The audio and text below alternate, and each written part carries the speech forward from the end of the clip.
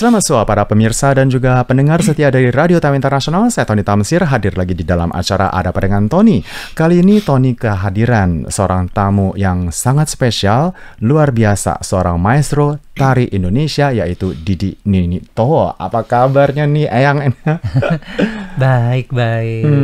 Alhamdulillah, puji Tuhan baik. Akhirnya kita bertemu kembali ya. Betul, setelah berapa tahun ya? 2019. Dari 2019, 5 tahun loh. Karena pandemi kan di tengah-tengah kan, kita tidak bisa bertemu. Dan sekarang mendadak ada di Taiwan ini dalam rangka apa lagi nih?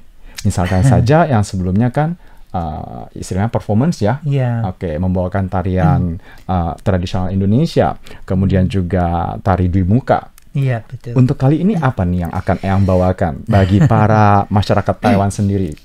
Jadi kali ini aku diundang konferensi oleh National Taiwan College of Performing Art. Iya. Mungkin ini aku datang ke college ini sudah yang keempat atau berapa ya? Keempat ya. Betul. Aku menjadi sering sekali ke sini ya. Tapi ya memang enjoy dan seneng, banyak teman juga kan. Nah besok pagi, nanti sore saya mulai konferensi ya. Konferensi international conference kan. Kemudian besok saya memberikan workshop tari Jawa. Tari Jawa dan tarian Jawa yang seperti kita ketahui bahwa di Indonesia memiliki keragaman budaya yang begitu memikat pesona ya. Kalau misalkan saja kita melihat dengan hati yang damai, tetapi kalau kita melihat dengan hati yang mungkin lagi stres ataupun juga lagi ini kayaknya kok padat, ribet, ruwet ya kan, komplikasi, complicated sekali. Apa yang membuat Eyang hendak istilahnya menggunakan kesempatan kali ini untuk sharing dan juga berbagi informasi berkenaan tentang masuknya unsur dari Tiongkok ke Indonesia? Karena saya sebagai keturunan Tionghoa, bapak saya Tionghoa, ibu saya Jawa. Dan dari sejarah pribadi saya sendiri kan, dari kecil kan sering dibully tentang sebagai keturunan Cina di Indonesia kan begitu kan. Kemudian masih banyak orang yang tidak suka dengan keturunan Cina itu. Kadang-kadang saya berpikir, kenapa sih harus begitu? Padahal Mama orang Jawa ya? Mamaku asli Jawa dari Cilacap. Ya. Cilacap, teman-teman sekalian, ini orang Jawa asli loh. Iya, Cilacap itu Banyumas ngapak-ngapak kepriwe. Iya. Maning-maning kayak gie. Benar. Telek bebek aja di mek-mek. Masih luwes banget nih ya ngomongannya ya. Tetapi dalam kondisi itu, Eyang kan dibully. Ya kan, kemudian juga tetapi mencintai unsur seni dan budaya, di mana jelas-jelas itu kan kontra sekali. Betul. Jadi sebenarnya kalau kita bicara dengan budaya, tentang budaya itu kan semua dengan hati, Mas. Ya. Hati lalu kecintaan, ketulusan itu kan nggak bisa direkayasa. Kalau politik kan bisa direkayasa. Ya kan, kita berteman berpolitik misalnya. Misalnya saya sebenarnya kan benci sama Mas Tony misalnya, tapi pura-pura saya seneng gitu kan bisa. Kalau budaya kalau budaya kan dengan hati, Mas.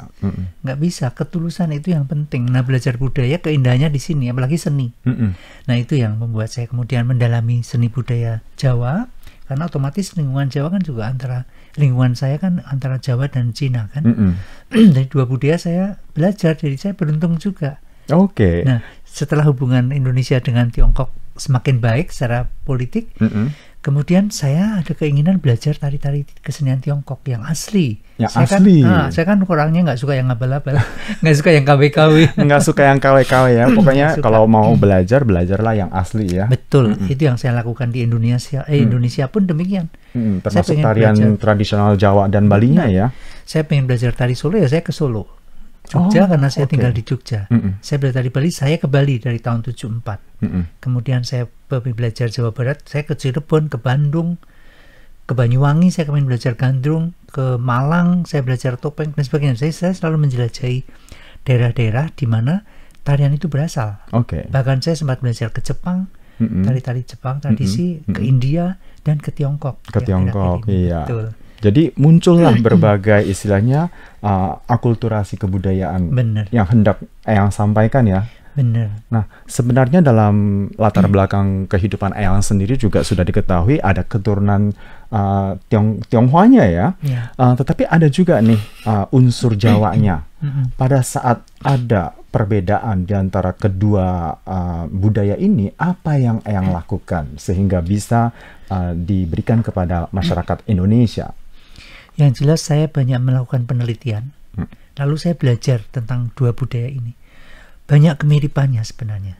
Antara Jawa? Antara Jawa dan Tiongkok. Dan Tiongkok. Oke, kemiripannya luar biasa. Baik, misalnya lunar kalender toh. Iya, lunar kalender. Nah, sama toh.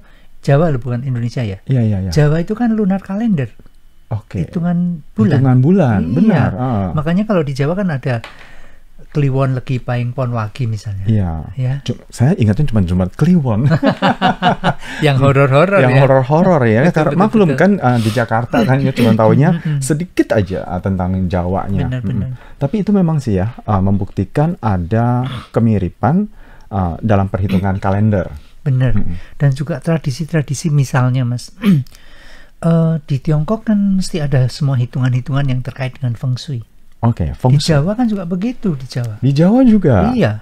Keluarganya Eyang juga menghitung segala sesuatu, misalkan saja beli rumah, beli tanah, atau pintu hadap kemana. Apakah melihat semua? Sangat. Wow. Tetapi bertabarkan nggak dengan istilahnya dengan budaya Cina? Tidak. Pengalaman saya tidak. Oke. Misalnya saya itu kalau weton Jawa apa begitu, terus kemudian rezekinya itu di arah mana gitu. Dengan Cina juga sama, mirip ya. Iya. Jangan-jangan sebelum-sebelumnya satu suhu kali.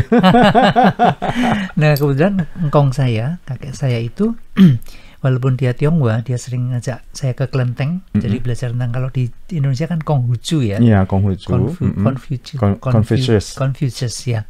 Konghucu ya. Berarti filosofi dari Konghucu itu saya diajari dari kakek saya, engkong saya. Saya bagaimana di kelenteng sembahyangnya begini-begini.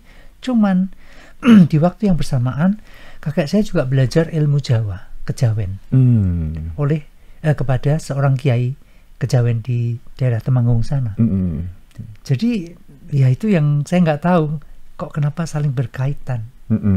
Dan terus dilanjutkan oleh Eyang Didi Ninitowo sampai sekarang. Betul. Dan sekarang ini luar biasa karena sepengetahuan Tony ya mengenal Eyang, ini sudah yang kedua kali ya kita bertemu, dan Eyang itu diundang oleh universitas yang luar biasa loh, bukan universitas yang ecek-ecek ceritanya nih ya. Ini kan kalau misalkan saja asal mengundang kan banyak. Tetapi ini undangannya yang pertama tadi kan National Taiwan University. Kemudian yang kali ini adalah untuk National College of Performing Arts. Milik negeri lagi. Jadi universitas negeri semua. Apa yang membuat Eyang istilahnya bersedia datang ke Taiwan dan memberikan materi sharingan seperti ini? Sebenarnya saya itu intinya suka berteman dan suka belajar. Karena dengan saya diundang ke sini, saya kan bisa belajar budaya Taiwan. Sehingga saya tahu bagaimana Taiwanese opera yang beda dengan Beijing opera. Itu kan saya belajarnya di sini. Oke. Kebetulan teman saya, Mr. Shen Yuan. Shen Yuan itu kan, dia kan sekarang dekan di college kan. Itu saya kenal dari tahun 2006. Wow, itu pementasan luar biasa loh Shen Yuan itu. Iya, dan saya belajar kuncu opera. Itu juga teman saya Zhao Xin dari Taiwan. Dari Taiwan. Iya. Dan di samping itu saya juga sempat ke Nanjing juga. Di sana ketemu dengan grup kuncu yang masih ada di Nanjing yang sudah kuno sekali dan berkolaborasi dengan seniman-seniman di sana. Jadi itu kan ilmu, Mas. Benar. Nah, itu yang saya selalu suka, ilmu, belajar dan belajar. Jadi saya harus mengenal ancestor saya. Budayanya seperti apa, begitu kan? Belajar sebuah budaya itu jikalau hendak mencapai tahap seperti Eyang, mungkin membutuhkan waktu ini hitungannya sudah ratusan tahun ya. Betul. Karena tadi Eyang sempat bercerita bahwa Eyang sudah menemukan makam leluhurnya yang ada di Indonesia. Ini luar biasa. Boleh sharing sedikit tentang cerita menemukan kembali makam leluhur yang mungkin saja saat ditemukan itu tidak ada namanya lagi. Iya, betul. Nah, jadi begini, saya itu pengen tahu sebenarnya keluarga saya, asal saya dari mana. Itu kan boleh-boleh aja toh. Ya, boleh. Karena saya punya tradisi jangan sampai kita itu melupakan leluhur. Iya. Ya. Dan melupakan orang yang berjasa. Makanya saya kan selalu melakukan ziarah makam. Mulai dari makam leluhur yang paling utama, dari kakek-kakek dan saudara lainnya, kemudian makam para guru. Di sini konteksnya guru tari saya yang membentuk saya bisa berhasil sampai sekarang ini. Kalau dia nggak berhasil ya sekarang ya. Itu adalah coretan-coretan dari para guru-guru ini. Baik itu yang di Bali, yang di Cirebon, yang di Jawa Timur, dan sebagainya. Nah, saya selalu tradisinya adalah ziarah makam leluhur itu dari engkong saya. Karena setiap cengbeng itu engkong selalu ngajak saya untuk sembahyang di leluhur-leluhur di salah satu bukit di Temanggung namanya Bukit Maron. Bukit ya. Maron itu makam Tionghoa yang ada di Temanggung. Itu kalau misalnya diperbaiki, aduh luar biasa Mas. Cuman saya kadang-kadang nggak ngerti bagaimana polisi pemerintahan ya. Saya bukan ranah saya, cuman saya kadang-kadang hanya berpikir. Jadi seperti jalan mau masuk ke makam Maron itu, baru 2 tahun lalu kalau salah di aspal.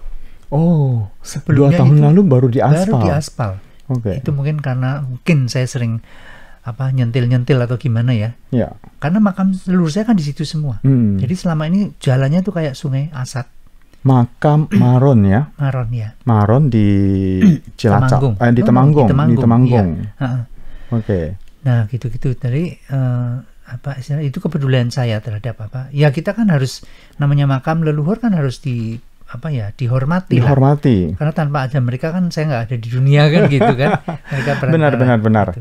Nah, jadi ini merupakan salah satu bagian yang hendak dilestarikan juga menurut Eyang. Benar. Dan itu kalau misalnya dikelola dengan baik, itu kan sekarang ini di Muntilan itu kan ada makam Tionghoa yang jadi objek wisata kan. Pada datang lihat gitu-gitu. Itu kan menarik juga kan, karena kita belajar sejarah. Bahwa zaman dulu itu akulturasi budaya Tionghoa Jawa itu sudah ada. Dan sebenarnya sudah baik. Tapi karena pengaruh dari politik penjajah, sehingga yang rukun-rukun dipecah belah. Ya kan? Apalagi etnis Tionghoa dan etnis Jawa yang istilahnya jelas berbeda. Yang dulunya rukun melawan penjajah. Benar. Tapi karena penjajah takut, kemudian dipecah belah supaya bertengkar. Ya jangankan 2 suku atau 2 etnis yang berbeda. Sedangkan Keraton Mataram sendiri dipecah 2 bisa kan? Benar. Itu satu keluarga, satu keluarga besar kan, menjadi Solo dan Jogja. Nah, jadi memecah belah juga ya. Memecah belah itu politik dan memecah belah. Menjadi PR yang dilakukan oleh Eyang Didi untuk menyatukan kembali, istilahnya kembali ya, ini nih mengais kembali ya, serpihan-serpihan yang retak padahal dulunya indah. Betul. Cuman itu kan buat saya tidak terlalu muluk-muluk mau menjadikan itu seperti semula, nggak mungkin kan. Saya hanya sendiri kan. Mungkin sporadis beberapa sahabat saya juga ada melakukan yang hal sama mungkin yang saya nggak tahu ya. Tapi itu kan sesuatu yang indah. Kita mengulik ancestor, mengulik sejarah kita itu dari mana dan sebagainya. Dan akulturasi budaya kan sebenarnya indah sekali, Mas. Bagaimana itu saling bercampur. Kesenian-kesenian di Nusantara ini kan banyak yang bercampur juga. Benar. Dan sampai sekarang masih dilestarikan. Coba, itu kan sesuatu yang indah. Bahwa nenek moyang kita dulu, nenek moyang yang di Indonesia, Nusantara ya, belum Indonesia ya, itu kan sangat welcome terhadap pengaruh dari luar. Nah, kita sekarang yang kena pengaruh modernisasi dari luar, ya selalu welcome toh. Cuman satu hal yang jangan lupa adalah rootnya, akar tradisinya jangan dilupakan. Baik.